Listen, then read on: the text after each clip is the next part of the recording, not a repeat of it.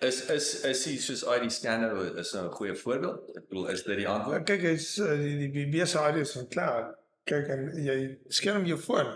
Hy het jou. As jy Die app neus, ja. Op die neus, dis sy neusprint. Dan gaan jy en jy het hom. Jy kan die geolocation word daar geneem waar jy die foto neem. Maar hoekom is dit nie? Hoekom word so 'n ding nie gister uitgerol?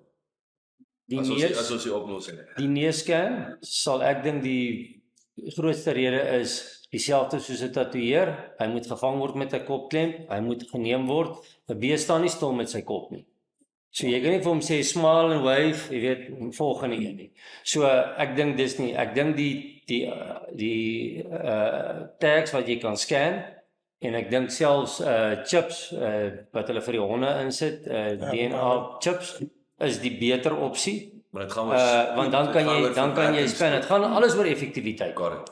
So ek dink nie noodwendig jy hoef nie elke bees te scan nie. Maar die stelsel moet digitaal wees sodat as daar 'n issue is, dan kan jy die nommer kry, jy kan dit instik op 'n rekenaar en daar's die eienaar. Maar daai stelsel ons moet batch traceability op hierdie stadium net reg kry.